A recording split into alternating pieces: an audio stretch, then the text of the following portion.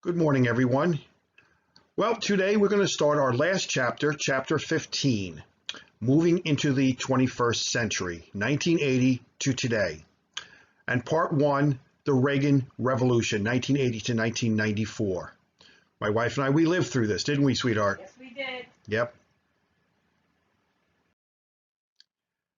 Now, the 1970s were without a doubt, very tumultuous. There was all sorts of things going on, from the Iranian hostage crisis, oil embargoes, Watergate, Vietnam War. So 1980 is going to be a little calmer. So the 70s come to an end. So we're time to move into a new decade. All right, we were going into college. Actually, we were both in college then, this time, right? Yeah, we were both in college at this time as we move into the 1980s. Now, we're going to start with the election of 1980. Now, Carter's going to have to run for re-election, all right? So Carter and Mondale are running for re-election. Carter had to win a really nasty primary against Senator Ted Kennedy. Kennedy is wanting to be president like his older brother was, and it got to be really nasty. Right to even the very end when they went to the convention and Carter had more delegates, Kennedy still tried to have rules passed where he could get his delegates. So it was very nasty. I told you the two of them just didn't get along. Now against them will be the man who's been trying to get in there, Ronald Reagan. Finally, he gets the nomination. He defeats George H.W. Bush in the primaries. Then he asked him to be his vice president. Now, there's a third person, John Anderson. He was a liberal Republican. He decides he's going to run as an independent. So we have Carter, Reagan, and Anderson. By the way, this was my first election I could vote in, right? So this is the first time I could actually go and cast a ballot. I had just turned 18 2 years earlier, so this is my first presidential election. So I was very excited. Now, in the election, and got the bumper stickers up, Reagan campaigned for increased defense spending. He also increased on something he called supply-side economic policies and a balanced budget.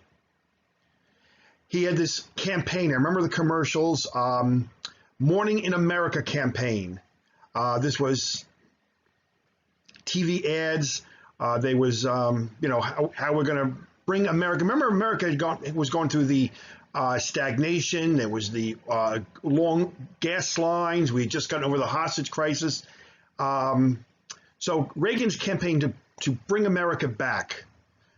And one of the things he kept saying in the debates, and was very effective, is he would ask the people, are you better off now than you were 4 years ago? And to many people, the answer was no. So all this really made Carter look bad. Also, many Americans were unhappy with Carter because of the Iranian hostage crisis, the poor economy, high unemployment, the inflation. So there's a lot of things going against Carter. So in the end, Ronald Reagan defeated Jimmy Carter, 489 electoral votes to 49. Here we see Reagan and Nancy, that's his wife Nancy, they're waving to the crowds during their inaugural parade. He had 9.7% more of the popular vote than Carter. You can see here on the map, this doesn't look good either. He won 44 of 50 states, all right? Now Anderson had almost 7% of the popular vote, but didn't win any states. Now there's been a lot of argument, did Anderson take votes away from Carter, or did he, being a Republican, did he take them away from Reagan? But anyway, so that's how it went. Reagan now is president. All right. Now, after leaving the White House, Jimmy and Rosalind Carter spent their time working for charities like building homes for Habitats for Humanity. Today, Carter is the oldest ex-president. He's 95. He'll turn 96 in October. Him and Rosalind, you can see here in the upper picture, they're still out there in their 90s building houses for the poor and impoverished. So You got to give Carter a lot of credit. He's still going strong. He keeps falling and going to a hospital every now and then, but he's still going very strong. Now, when he was in the Navy, he was very much involved with nuclear submarines. So the United States Navy, which had a habit of naming, a tradition, I should say, of naming their nuclear-powered aircraft carriers after presidents, decides in Carter's case to commission the USS Jimmy Carter, the nuclear-powered fast attack submarine that we see here. So in 2005, Carter was honored by having a nuclear attack submarine named after him. All right, so let's talk about Ronald Reagan. He is our second president who's technically called from California. He's our 40th president. But he was born in Illinois on February 6, 1911 in Tampico, Illinois. But he grew up in Dixon, Illinois. Dixon, Illinois is only about 30 miles away. It's a little closer to Chicago. There he is out in the streets. You can see it looks like a Model T in the background. But remember, he's probably about 10 years old in this picture. This is like 1921, the beginning of the Roaring 20s. His first job was as a lifeguard. Now, that's what lifeguards would wear. That was a bathing suit in the 1920s. Remember, we talked about how the bathing suits were a little more than they are today. Now, in 1932, he graduated from Eureka College in Illinois. All right, I never heard of it either, but that's where he went. He was a member of the football team and the captain of the swim team. Obviously, swimming was a big thing with him because being a lifeguard. After college, he became a radio announcer in Des Moines, Iowa for the Chicago Cubs. Now, what he would actually do is get a radio report in that somebody would hit a signal. He would make the sound of a bat, and he would announce it as if he was watching the games. Because back then, they did not have the radio people at the games like we do today. Now, in 1937, while he was on a trip to California, he did a screen test for a movie. He was accepted, and he decided to start a career in movies. Now, one of his first movies, the Knute Rockne All-American, he played George Gipper Gipp. All right. Here we see him there with the famous American actor Spencer Tracy. And this, of course, led him to the nickname The Gipper. George Gipp was actually someone who was a football player at Notre Dame. And he died during, I think it was right before his senior year. So Knute Rockne, the legendary coach, gave a famous speech, and he told the players, go out there and win one for the Gipper. And this phrase would be used in the 1980s when politicians would say, yes, let's go out and do it, Reagan. Let's win one for the Gipper. So that's where he comes from. His favorite movie, though, was his favorite role, I should say, was 1942 movie called King's Row. He actually plays a W amputee in probably his most dramatic movie. 1951, he had a film called Bedtime for Bonzo. Yeah, remember that? This my wife just made a noise. This became a common joke during the Reagan. What's that? Yeah, he wanted to forget it. His co-star was a chimpanzee, and Bonzo, and it was on TV a lot, and it became kind of a joke during the Reagan presidency. Now, though he was an actor, he actually went on to also become president of the Screen Actors Guild, and he hated communists.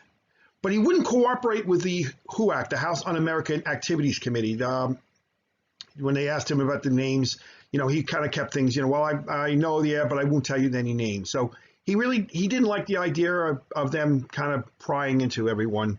But he also has a star in the Hollywood's Walk of Fame. He's only one of two presidents that have a star.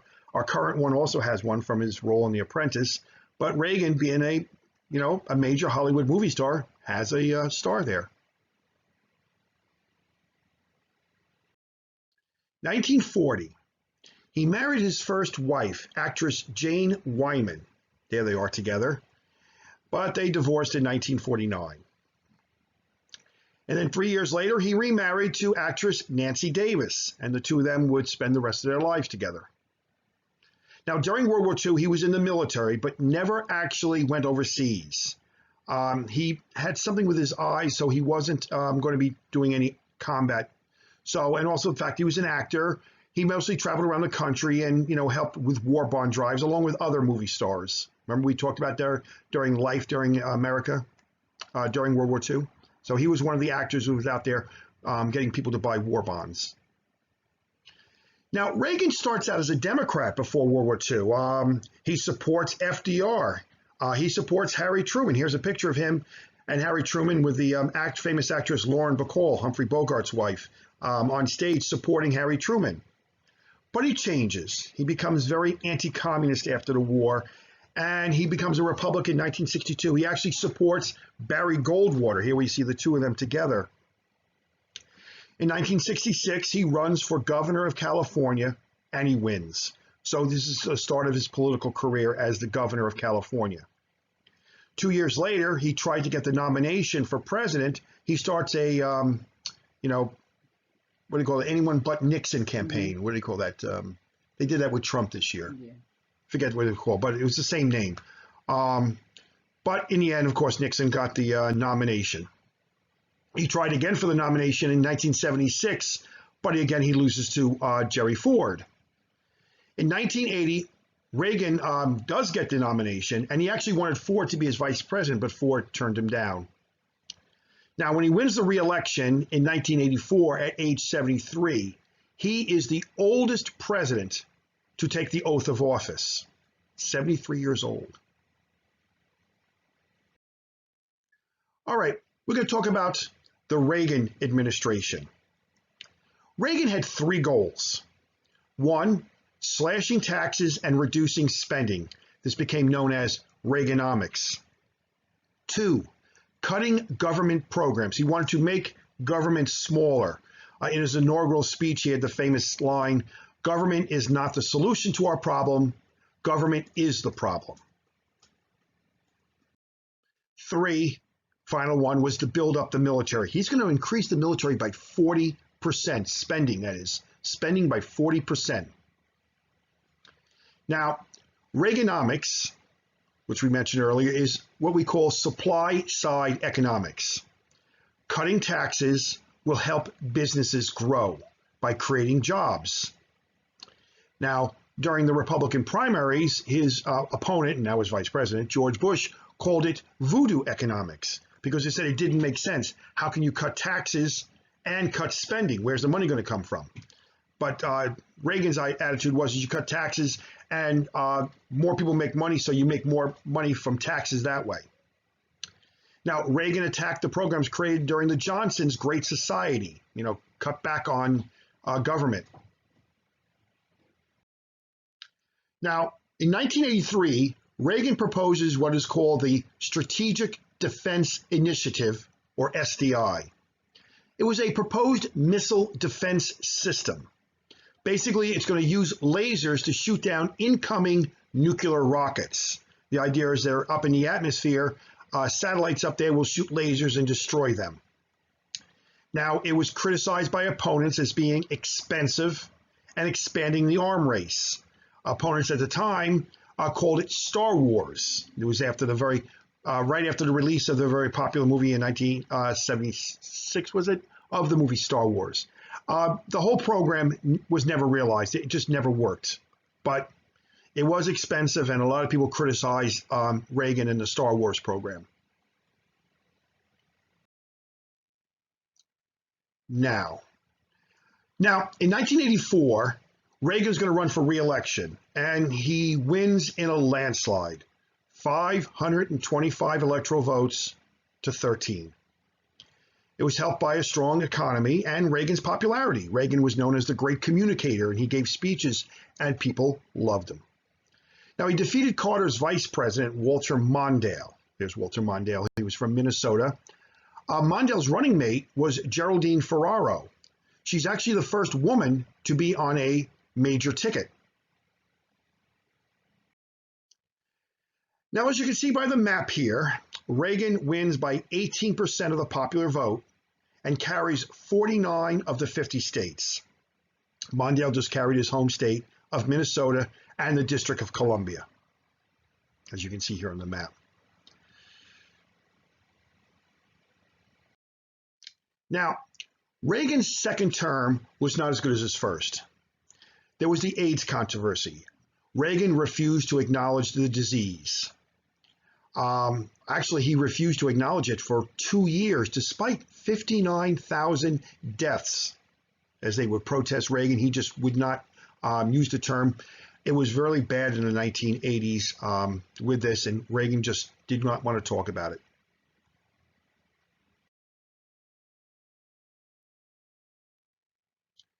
Also, the Iran-Contra affair. This was a secret CIA operation to sell military weapons to Iran. Now, remember, Iran is our major enemy. You know, they had our hostages, for 444 days. Everyone hated Iran. And now we're going to sell weapons to them and use that money to give to the Contras in Nicaragua. Contras were these anti-communist fighters in Nicaragua who were fighting against the ruling Sandinistas, all right? And it's in Nicaragua, which is in Central America. So our government, the CIA, don't like the idea there's a communist government there. So they want to fund the Sandinistas. And this becomes a big thing. Now, Reagan never admitted to knowing anything about it, but it was claimed that Reagan and Vice President Bush knew about it, and there's this big controversy around him, but Reagan never admitted to it. Now, let's talk about the Cold War. This is where he's talking about the Cold War is coming to an end. In 1985, there's a new Soviet leader, Mikhail Gorbachev. All right, the General Secretary Leonid Brezhnev had finally died. The man with the big eyebrows. Yeah, remember him? Yeah, he died in 1982. There was some turmoil over 3 years. But Gorbachev finally comes out as the General Secretary in 1985. And things in Russia, which had not changed in 30 years under Brezhnev, are now going to change dramatically and fast. Gorbachev has a new policy called glasnost. It mainly means openness, and will bring about an end to the Cold War. He will also oversee the end of communism in the Soviet Union. Now, Reagan and Gorbachev will build a very close relationship. Reagan will invite him to his ranch in California. I'm not sure if he forced Gorbachev to wear that cowboy hat. I don't think Gorbachev looked very happy in it, but whatever. Reagan also had a very close relationship with the British Prime Minister, Margaret Thatcher. She's the first woman Prime Minister in the history of Britain. And the three of them, Gorbachev, Thatcher, and Reagan, will come together to organize and, to end really basically the antagonism of the Cold War. In fact, in 1987, Reagan travels to Berlin. He gives this famous speech in front of the Brandenburg Gate you see in the background, where he says, "Mr. Gorbachev, tear down this wall." It will be torn down like in 2 years, but it would not be by the Soviets. It'll be by the people of Berlin. Okay. Now, after 8 years, Reagan's presidency is coming to an end. He's going to retire with his wife, Nancy, back to their ranch in California, where they're going to spend a lot of time riding horses. Reagan is almost 78 years old. He's the oldest person to be president. Now, one thing happened while Reagan was president, so I want to bring this up. On January 28th, 1986, the Space Shuttle Challenger lifted off from Cape Canaveral. There you see it taking off. Now, here you see it flying up in the air. Now, I just want to point something out here. In the picture, if you just look right here, you see that plume of smoke coming out of one of the rockets there? That was a hole that had just suddenly sprung loose. And unfortunately, it'll cause an explosion that's going to cause the entire Challenger to break apart only 73 seconds into the flight. It killed all 7 crew members aboard. I remember watching this on TV up in Boston. It was shocking and horrifying. There are the crew members. I want to point out a couple people here. First of all, we have this here is Judy Resnick. She was a female astronaut on the flight. Over here, this is Krista McAuliffe. She was a teacher from New Hampshire, Concord, New Hampshire.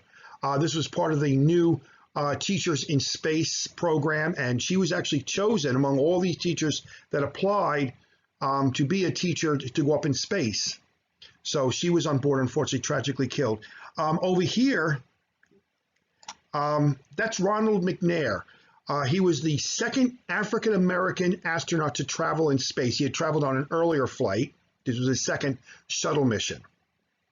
Jersey City will honor both McAuliffe and McNair with schools. PS 28, Krista McAuliffe School, up in, I think it's on Hancock Avenue in the Heights, will be named after her. And Academic High School will be renamed Dr. Ronald E. McNair Academic High School. So both McAuliffe and McNair will be honored. One other point, this man here, that's Greg Jarvis. He was actually, like McAuliffe, was a payload specialist on board, but the only reason I mentioned him is he went to Northeastern University like I did. I remember when I was at Northeastern, they had a memorial set up for him. He went 20 years earlier than me, but he was actually a Northeastern graduate up in Boston. So these were the 7 astronauts who died on the Challenger. What's that? I'm going to get to that. Now, Reagan traveled down to Cape Canaveral, and he gave probably his greatest speech. It was very emotional. I still get choked up when I hear it. I wish I could play it for you, but I'm having trouble with video. So if you want to, I'll put a link to it on YouTube.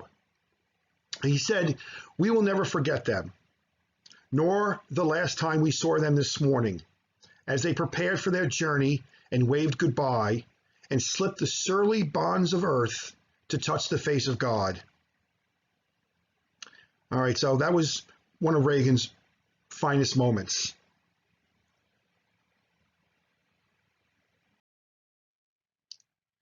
All right, now we have an election. The election of 1988. Now the Republicans choose Vice President George Bush. It was pretty obvious. He was very popular. Reagan's very popular. And Reagan, got out there and he basically told people, you know who I want to leave the keys to the White House to, and it was Bush. So Bush will get the nomination. He will pick Dan Quayle of Indiana to be his running mate. There was no serious challenge to him. Now, to run against him, the Democrats choose another outsider, Michael Dukakis. He was the governor of Massachusetts. He will choose Lloyd Bentsen of Texas as his running mate. Now, Dukakis will beat out a field of other Democrats. There's a whole crew. There really was no leader, no front runner, and Dukakis eventually came out in the end. Ted Kennedy chose not to run because I think he knew there was no way you were going to beat George Bush because he was just so popular. So, and the Bush campaign portrayed Dukakis as a, quote, Massachusetts liberal. Liberal suddenly becomes this dirty word. Now, Dukakis wanted to prove he wasn't weak on military matters, like the Bush campaign was saying to him, and he takes this photo op in a tank. It was our brand new Abrams A1 tank. It didn't go over very well. The video shows the tank riding around, bouncing, and Dukakis was bouncing up there with that big helmet on. It just looked really silly. So it just didn't go over well. So people in campaigns are very careful not to make these, Dukakis moments.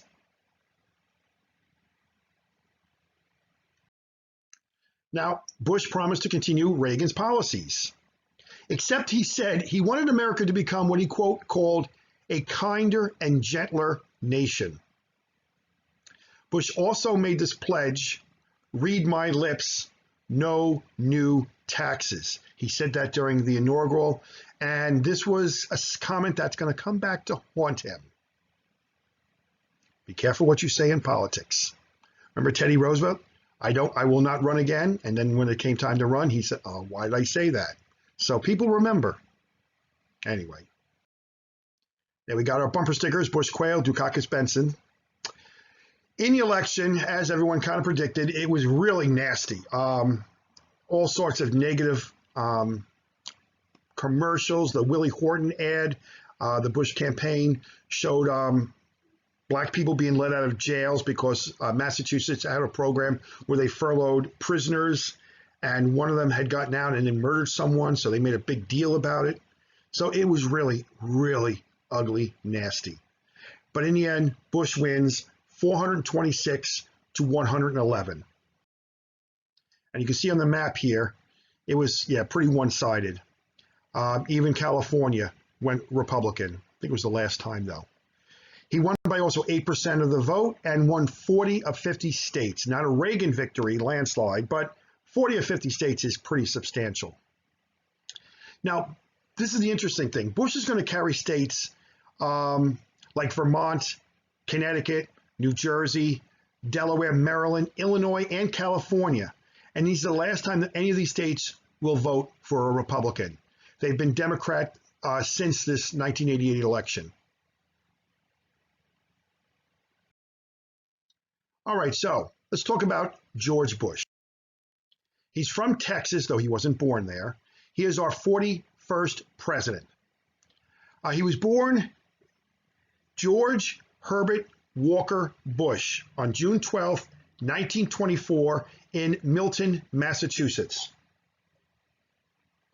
The interesting thing, it was the only time in the history of the United States that both presidential candidates, in this case Bush and Dukakis, were actually born in the same county.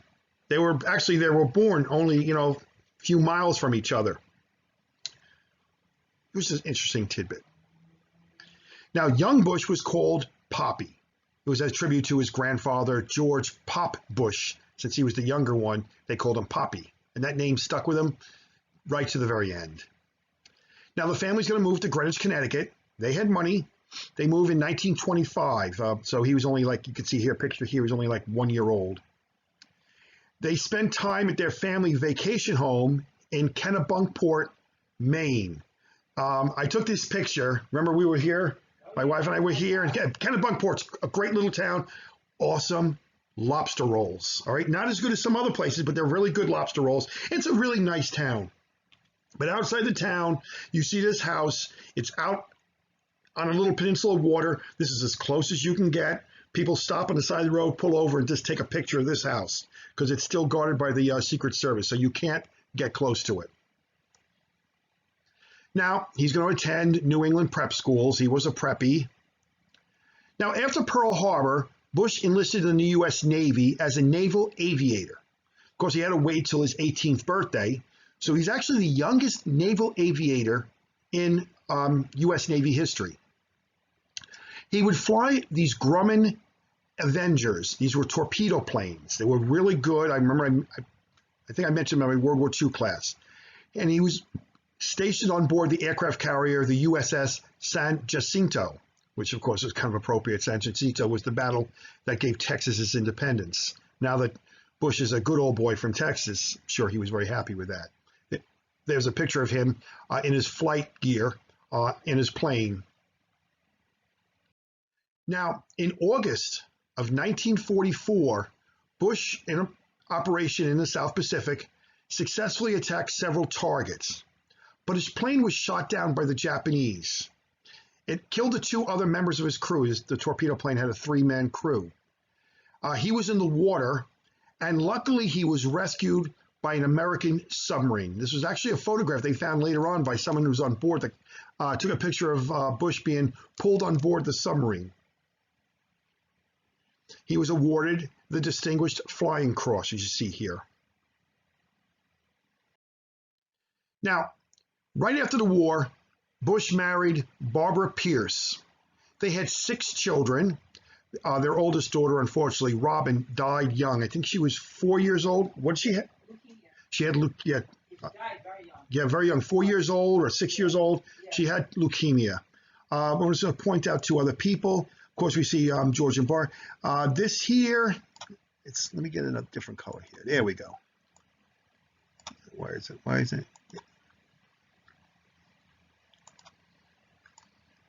All right, I'm not getting, it's not coming up. All right, whatever reason. Okay,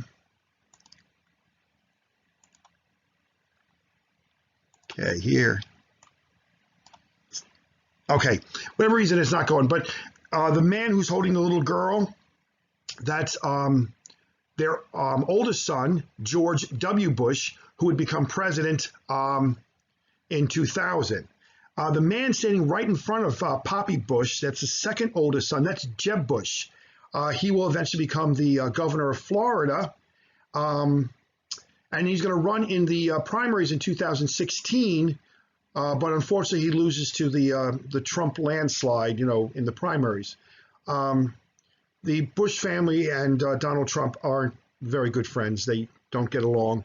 In fact, Jeb Bush here has been very, very critical, as has his older brother, George W. Bush, have been very critical of President Trump.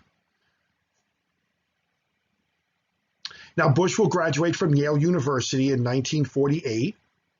While he's there, he's the captain of the Yale baseball team, and he will play in the first two college World Series as a first baseman for Yale.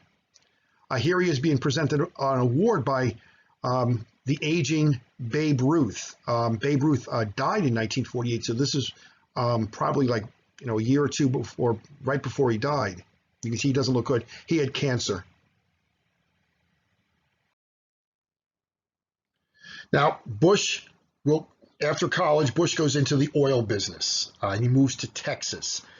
Actually, him and his barber had very little money. They were actually living in an apartment in Odessa, Texas, in the very beginning, where they actually had to share a bathroom with the apartment next door, which had a couple of women that were working there who worked nights. You could probably imagine what we're talking about here. Yes, those kind of women. Ladies of the evening. And they were in the other apartment, and Barbara and George had to share a bathroom with them. But in the oil business, they started making money, started their own business. They did a lot of offshore oil, like you see the rig here. So they start making a lot of money themselves. He entered politics as a moderate Republican. All right, he was very pro-choice until he got into Reagan's ticket, and he had to change to become pro-life. He was very pro-choice, pro-civil rights. He was really, the kind of like middle-of-the-road Republican that we don't really see anymore. In 1964, he ran for the U.S. Senate, but he lost. But 2 years later, he was elected to the U.S. House of Representatives. He voted for the Civil Rights Act of 1968, although it was very unpopular in Texas. So this was a real courageous thing for him to do, but he really favored civil rights for, the blacks in the South. So he, even though Texas is a southern state, not very much on civil rights, he still supported it. Now, Nixon, and this is a very interesting thing, Nixon almost picked Bush. Oh, my mouth is dry. Nixon almost picked Bush to be his running mate. Instead, though, he went with Spiro Agnew. So if you can imagine, what if he had picked Bush? Bush wouldn't have to have resigned because of a scandal. So when Nixon resigned in 1974, Bush would have become president, which means Gerald Ford would never have been president. Now, of course, that would have been Bush running against Carter in 1976, and because of Watergate and the economy, Bush probably would have lost to Carter. But Bush would, and then Reagan probably would have picked someone else to be his vice president. So, and then George W. Bush probably never would have been president. So it's amazing how things could have gone differently if just one simple choice had been made. But Nixon, in the end, chose Agnew, who was forced to resign amid that scandal. I don't know what Bush has given Nixon. It looks like a small bicycle or something, but Nixon seems to be really intrigued by it. In 1971, Nixon appointed Bush to be the U.S. ambassador to the United Nations. In 1976, President Ford appointed him to be the director of the Central Intelligence Agency, or the CIA. In 1980, he did run for the Republican nomination, but lost to Reagan. But Reagan then turned around and asked him to be his running mate. So when they won, he became the 43rd Vice President of the United States.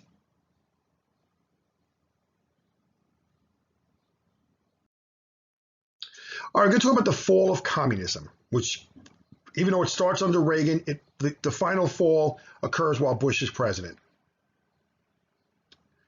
Now, just got a little delay here.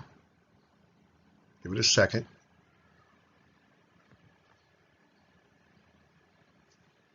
The PowerPoint sometimes slow. No, thought that was it. This happens a lot. It kind of drives you nuts. It's still delayed, so just hang in there.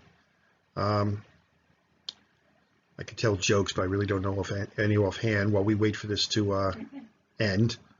So, okay, here we go. The fall of communism. Now, it jumped up too. Anyway, Gorbachev, I remember him, the Soviet premier.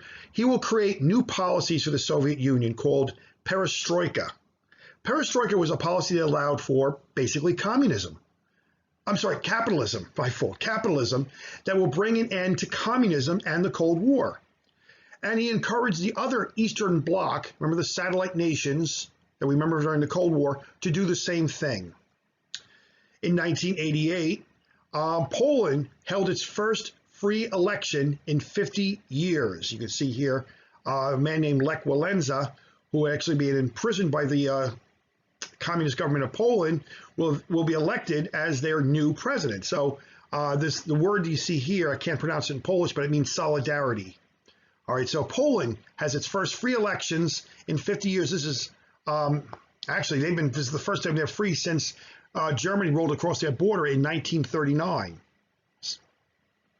In 1989, the Berlin Wall comes down as both East and West Germans come together. Now I get some pictures here, but again, give it a second. We're in another, here we go.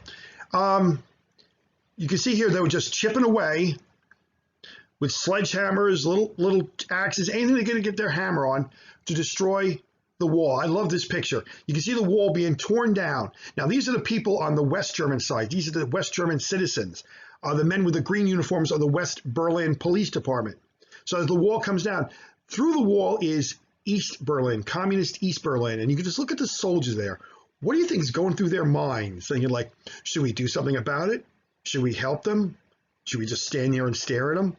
So you can see the East Berlin guards or the East German guards here really don't know what to do. But in the end, they're up on the wall. They're shooting off firecrackers, fireworks. They're drinking, celebrating. It's a big, I remember watching this all over the news. It was a huge event. And the following year, in 1990, East and West Germany unite. There was, again, fireworks. This is down by the Brandenburg Gate. Now it's just like little tourist things here. We were here about 10 years ago, but this was a big event. They were up on the wall celebrating it again. And of course, the German flags are everywhere. It's like a soccer game. But this was it. The new Germany is finally united since the Potsdam Conference in 1948. In 1991, the Soviet Union no longer existed. It had been around since Lenin in 1921 when they won the Russian Civil War. It's now called the Commonwealth of Independent States. I remember that because it was really strange when the Olympics came around. It was 1992 Olympics. They weren't the Soviet Union. They were the Commonwealth of Independent States. They adopted the old Russian flag. You know, the one that the czars had before the communist takeover. And eventually the Commonwealth of Independent States will start to break up into independent nations, like Minsk, like Belarus, where Miss Zarova is from. And they're all going to start breaking away. Miss Zarova lived through this, so she was like right there. Here they are ripping down statues of Lenin and some of the other places. I love this one here, chipping. There goes Lenin, chip away. There's the flag, the white, blue, and red flag. They will adopt this flag. This was the flag before the fall of Russia to the communists. So the Soviet flag, the red flag, it's gone, and will never be back. At least I hope not. I don't know, maybe Putin has one in his closet. Now, Gorbachev, now things aren't, this is all great, but a lot of the old timers, the old KGB guys, the old Russian hardliners, they don't like this. They don't like what's going on. And they actually force Gorbachev out of power in a coup. And it really looks like these hardliners are going to take over the government, get rid of perestroika, and bring Soviet Union back to its old ways. But Gorbachev was saved by Boris Yeltsin, who was in his government. He defeats the coup attempts by rallying the people up. Fortunately, Gorbachev's power is broken, but Boris Yeltsin will take over. Now, here's a picture. Boris Yeltsin over here.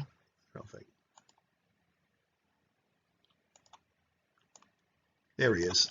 That's Boris Yeltsin there. A man could drink. That's another story. He will now become the leader of the Soviet Union and will guide them through the breakup and in the end of the communist era. I like this little cartoon here.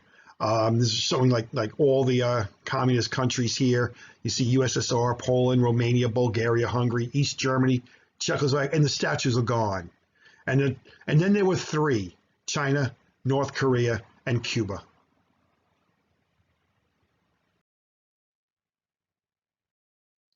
All right, the Persian Gulf War. This is the first one, not the one that my nose itches, not the one that's, went on about back in 2003. This was the first one.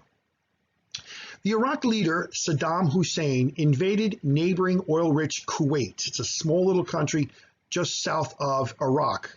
They just rolled right in. Kuwait had no defenses. But they did have oil. Now the United States starts doing negotiations to see if we can get Iraq to leave, and Iraq does not want to go. So the U.S. and the United Nations unite 28 countries to attack Iraq. In the beginning, they call it Desert Shield, as they start building up their forces to combat Hussein and the Iraqis. It was led by General Colin Powell. There he is. He was a 4-star general. Later, he's going to become the first African-American chairman of the Joint Chiefs of Staff. He's still around today. They still keep mentioning him as a potential political candidate. Now, Operation Desert Storm. This is when the United States, along with the other UN nations, attack Iraq. It lasted only 42 days. And we just go in there and we just totally destroy Iraq's military. We see these are cruise missiles going off U.S. warships. We see our jet planes flying across their desert. You could see oil, rigs burning in the background. Our military there really wasn't very much. The Iraqi did have an army, but our military really made short work of it. These are some old Soviet tanks that the Iraqis had that we just knocked out of action real easy. Now, Kuwait was liberated, and we moved into Iraq, but we just pushed them back. The U.S. was not looking to take over Iraq or to oust Hussein from power.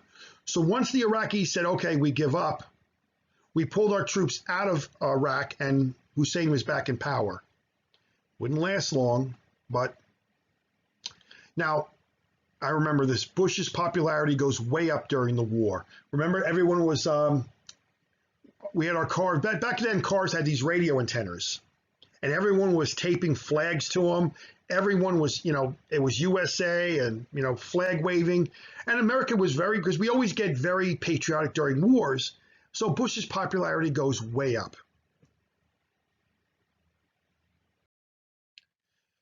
Unfortunately, a recession hits the country in 1990, and employment starts going up, and the government it's having trouble dealing with it.